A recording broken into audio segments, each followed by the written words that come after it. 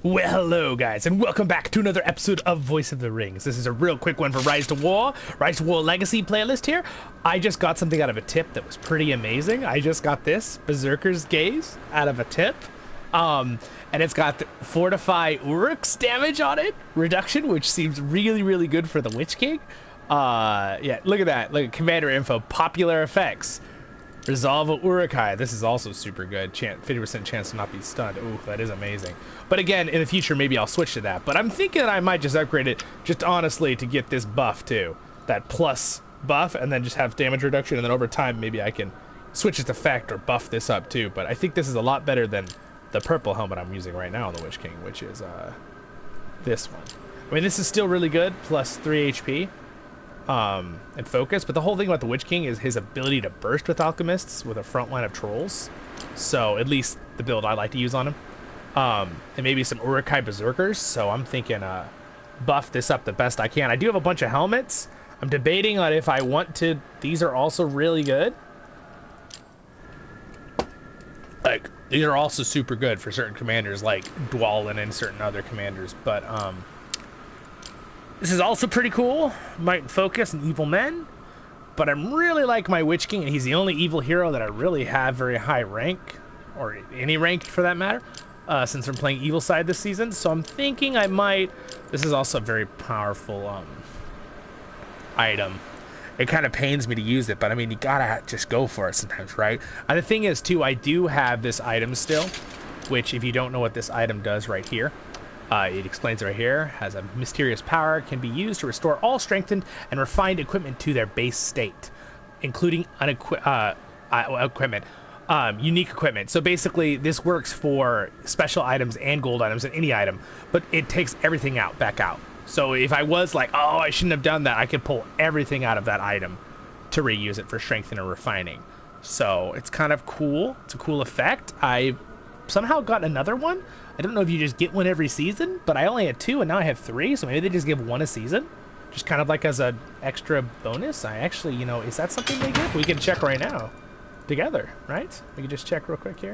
I'm not doing my camera right now because I wanted to make a quick little thing on this.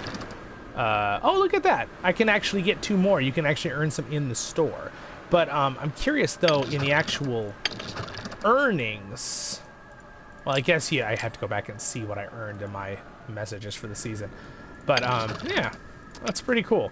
So so what I'm gonna do right now is I'm gonna buff that up, but also I think I'm gonna go ahead and buff up my Gimli's thing too, because I'm trying to focus just to several heroes, because obviously, you know, I play this game a lot. We do a lot on the channel here, but I don't necessarily want to. I spend money on this game, but not that much money, right? I kind of like do a mix between spending some money and also just playing a lot to kind of get the free-to-play stuff too, right? So that's what I'm kind of working on here. So I'm really trying to focus on a couple certain items and characters. So again, I really want my Gimli to be super powerful. I usually switch the fire armor to Gimli, right? And I'm trying to get another one ready. In fact, I do have another one ready. So I'm actually going to probably switch this later. But I want to upgrade this awesomeness right here. So what I'm going to do is I'm going to go ahead and use some stuff here to strengthen this. So what I'm going to use is I have to decide what to use. This is the hardest part. So I can unlock that. I think I'm going to use this Entroft because I love Treebeard, and this is a really good item, but I really want to focus on one thing, you know? And again, I know you guys in the comments are gonna be like, oh, you should have used that. See, that's the thing. What commander do you want to focus on, right? So it's kind of hard to choose. I want to keep this for refining my Erebor's Pride. It's one of my other main items. You really have to think with gold items, what's your main items? And really, it's my Erebor's Pride. It's this one, a couple others. I'm not going to end up using Defender of the Mountain, I think, even though it is a great item for, like, certain of the Dwarven commanders, like, you know, Dwalin, or no, not Dwalin. It's good on, very good on Ballin, you know, and any Ori and Falcon, but I'm gonna go ahead and use these. All right, so they got some cool effects, the same one.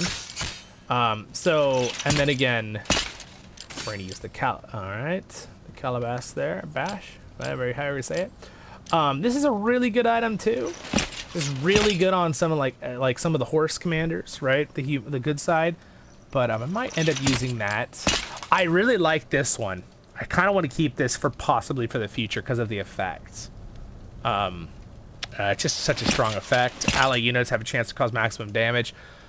This is really good on a few commanders, so I kind of don't want to get rid of that one. I think I'm going to use the Fine Smoking Pipe and the Eldest Fiddle to upgrade this. Let's see, there's nothing else I want to use because I kind of want the Orc thing. I want to keep my Reins because later I'm going to try to change its effect for Theoden. That's another one I'm kind of focusing on. So I think what I'm going to do is I'm going to use these two and I'm going to save the Night Star. All right. Again, cool old Tom Bombadil is a merry fellow. Bright blue his jacket is, and his boots are yellow. None have ever caught him yet, for Tom, he is a master. His songs are stronger songs, and his feet are faster. Such a great poem. I love it. I gotta sing it sometime in tune. Truly, the works of a master craftsman for Mariadic Brandybuck's personal collection.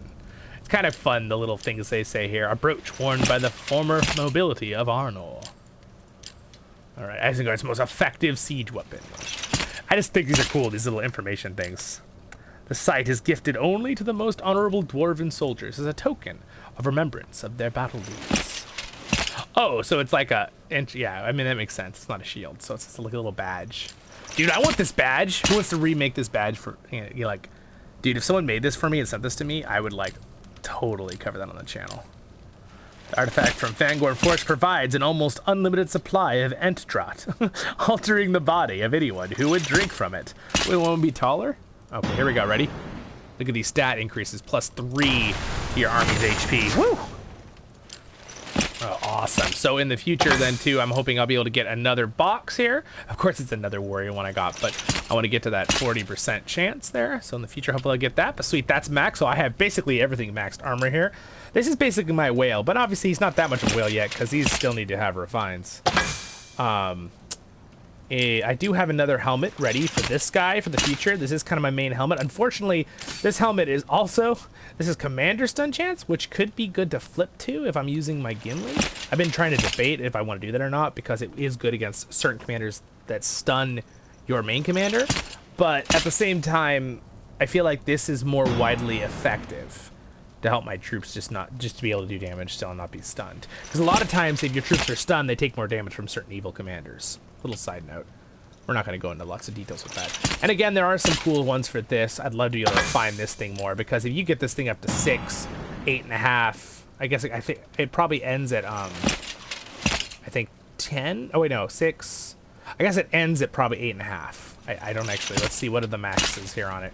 It should tell us actually if we go to let's see. I think we go to the item itself here. We go to this little book. And we click this, and we look at over here, and we go down, and it ends at 9%, which is still really good.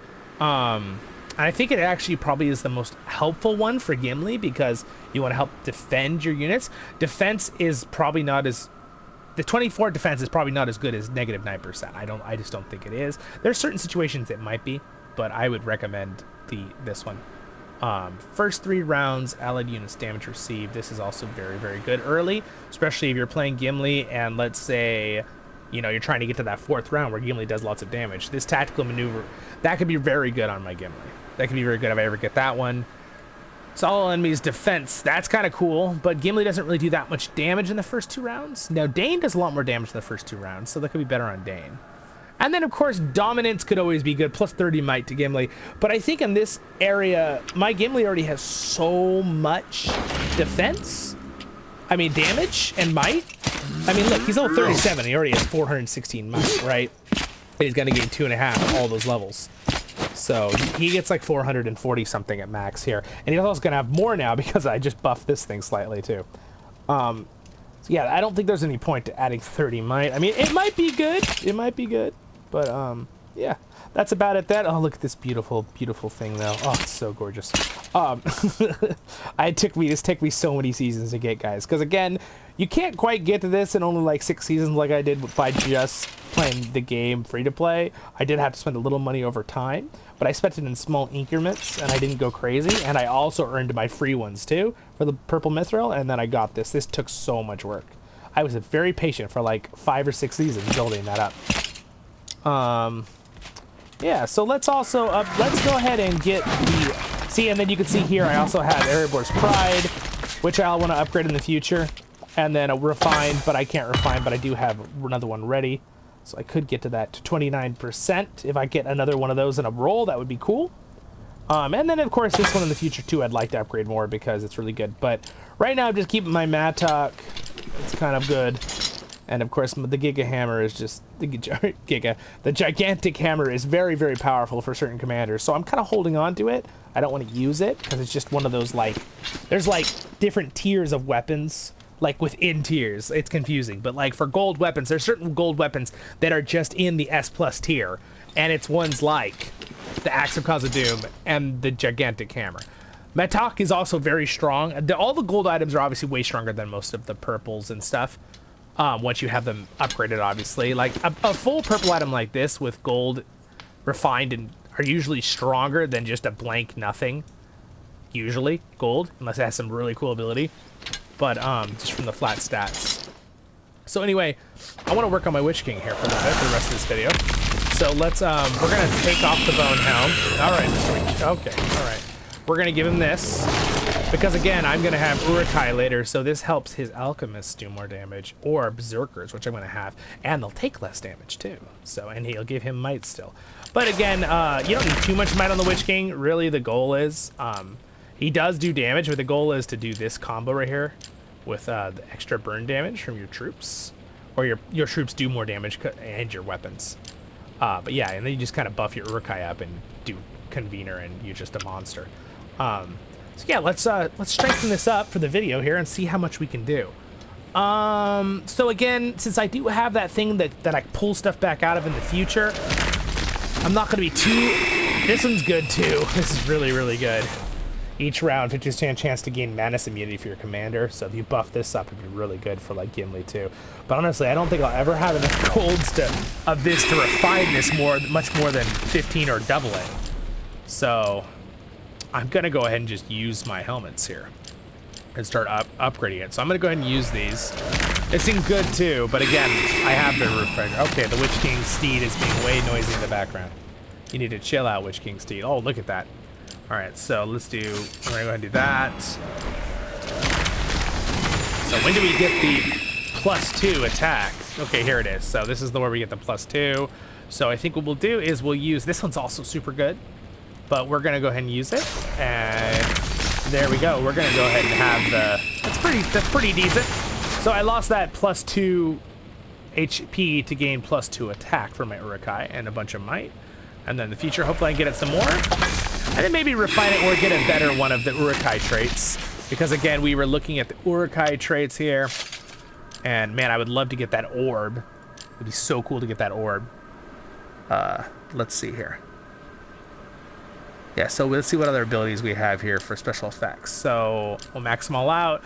We can also get Curse, which is really good against all first 2 rounds. This could be very good because your alchemists do usually tons of damage in that first 2 rounds. So reducing against all enemies damage dealt.